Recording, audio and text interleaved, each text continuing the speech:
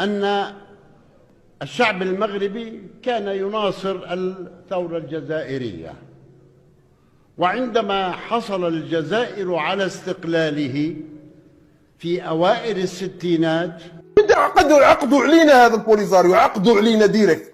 هذا يقول الرئيس تاعهم بكري كنا غير نخلصوه ونعطوه الشهريه باش يكون رئيس، لان عمره واش رئيس تاع بلاد يخلص من عند بلاد واحده اخرى. هذيك ما تدخلش في المخ. رئيس تاع بلاد يخلص من عند بلاد واحده اخرى، دي ما فهمتهاش. موريتانيا انسحبت من القضيه، قالت يا خويا هذه الصحراء مغربيه، انا ما عندي حتى دخل فيها. تدخل الجزائر على الخط، يقوم هواري موادين يقول نحن لا نطالب بمتر واحد من الصحراء. أذكر مرة في القمة العربية بالجزائر، في حوار مع وزير الخارجية بوريتا، سألته هل هناك معناتها محاولات لتجاوز الأزمة، هل هناك قناة، رد بكلمة لا. في 1956 المغرب تحصل على الاستقلال ديالو من فرنسا، في الوقت اللي كانت باقى فيه الجزائر مستعمرة أو مقاطعة بين قوسين فرنسية. آنذاك تأسست لجنة نصرة الجزائر، بمعنى في المغرب تم تأسيس واحد اللجنة سميتها لجنة نصرة الجزائر من أجل دعم الشعب الجزائري للحصول على استقلاله من فرنسا وما رافقها من نضال مغربي، أبرزها الخطاب الشهير للملك الراحل محمد الخامس أمام الأمم المتحدة.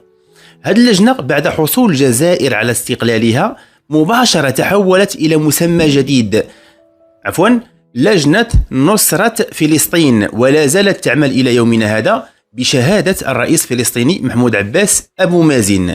سؤال لكابرانات الجزائر: ألا تخجلون عندما تقارنون بين القضية المغربية أو القضية الفلسطينية العادلة وبين قضية جمهورية القياطن والعجاج في تندوف؟ واش ما كتحشموش ملي كتقارنوا بين هاتين القضيتين؟ السؤال الثاني: ماذا قدمت الجزائر للقضية الفلسطينية؟ هل تعلم أن الجزائر هي الدولة العربية الوحيدة التي لم تشارك في الحروب العربية الفلسطينية أو الحروب اللي كتسمى العربية الإسرائيلية، الحروب التي خاضها العرب ضد إسرائيل من أجل تحرير فلسطين، حرب أكتوبر والنكبة وما إلى ذلك. هذه الحروب كاملة كل الدول العربية شاركت فيها إلا الجزائر بدعوى أنهم وصلوا متأخرين.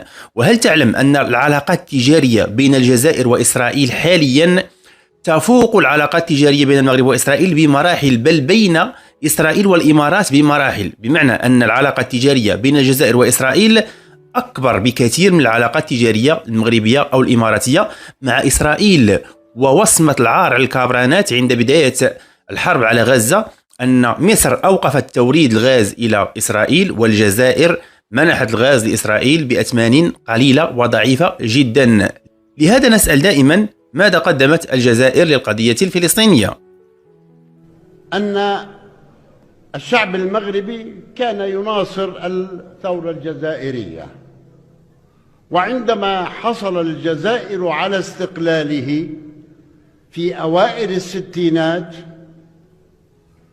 تحولت لجنة نصرة فلسطين المغربية مباشرة لتكون لجنة نصرة من الجزائر إلى فلسطين، وهذه اللجنة موجودة للآن، تمثل فيها كل الأحزاب المغربية. قد يختلف إخوتنا المغاربة كأحزاب أو شخصيات على أي شيء، ولكنهم دائما وأبدا متفقون كل الاتفاق على القضية الفلسطينية. ولذلك هذه اللجنة لا زالت قائمة إلى الآن، تمارس عملها إلى الآن في نصرة القضية الفلسطينية. ولا ننسى أيضا أنه في عام 1969 بعد أن حرق المسجد الأقصى دعا جلالة المغفور له الملك الحسن الثاني إلى مؤتمر إسلامي، ليس إلى فقط الجامعة العربية، وإنما إلى مؤتمر إسلامي. وكان في ذلك الوقت لابد أن تحضر موريتانيا، وموريتانيا لا يعترف بها المغرب، فأصر جلالة الملك من أجل فلسطين أن يضحي وأن يعترف بموريتانيا حتى تحضر هذا المؤتمر، وتبدأ بداية المؤتمرات الإسلامية، وتكون المغرب هي أو جلالة الملك هو رئيس للجنة القدس. ومنذ ذلك التاريخ والملك يترأس هذه اللجنة، لأن القدس كما هي عزيزة على قلوبنا جميعا فهي عزيزة. مهما حاولتم بالنسبة للكابرانات، مهما حاولتم تزوير التاريخ فالتاريخ لا يرحم. هذا خطاب من الرئيس محمود عباس أبو مازن اللي جبتوه للأسف وجلستوه مع بن بطوش بطريقة مضحكة. يعترف أن المغرب كان دائما سباقا لنصرة القضية الفلسطينية منذ عهد صلاح الدين الأيوبي، ماشي غير من اليوم. المغاربة دائما كانوا مع نصرة القضية الفلسطينية مهما حاولتم من تزوير الحقائق، وتدعون أن قرار دخول أو الاعتراف بفلسطين كدولة عضو بالأمم المتحدة أنه مجهود جزائري، للأسف رغم أنها كذبة. الأكثر من ذلك أن الشعب الجزائري أصبح قد ضاق درعا بوجود كيان وهمي داخل أراضيه، رغم أن تندوف مغربية كما نقول دائما. عقدوا علينا هذا البوليزاريو، عقدوا علينا ديريكت. هذا يقول الرئيس تاعهم بكري كنا غير نخلصوه ونعطوه الشهريه باش يكون رئيس. عمره ما رئيس تاع بلاد يخلص من عند بلاد واحده اخرى. هذيك كاع ما دخلتي، هذيك كاع ما تدخلش في المخ. رئيس تاع بلاد يخلص من عند بلاد واحده اخرى، دي ما فهمتهاش. هو وزاره دايرين وزارات ودايرين غير هات برك، دايرين وزاره الصيد البحري في الرمله، دايرين وزاره تشغيل الشباب والشباب كاع عايش في اسبانيا ونصرها في تندوف، دايرين وزاره الطبلعيط، وزاره الحقرونه، وزاره منش عارف انا، وزاره الاخر، ودايرين حكومه، ودايرين سفراء، ودايرين قناصله، وحنا خلصوا. وحتى دواهم ولينا حنا خلصوها. سي محمد ها دوك هي مركيه عطاس انت تجيب له مشوارات مسح على نيفه.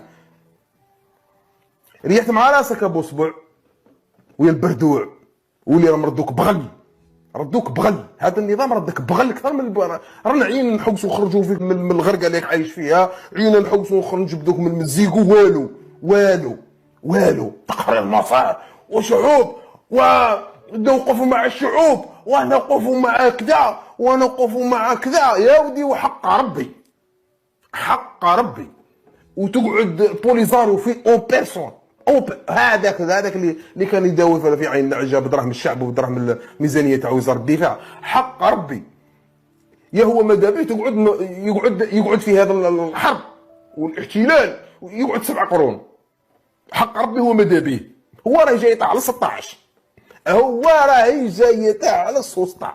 هو مدروك راهي بريباري في ولده، يقول له رد بالك تحوس بصح على الاستقلال ولا غير في الهضره في النش في الاعلام في شويه هكا في الاخر. وتبون يقول له هو تتواصل المعركه، تبون ولا مناضل. قال له وكومبا كونتيني في السبيطار.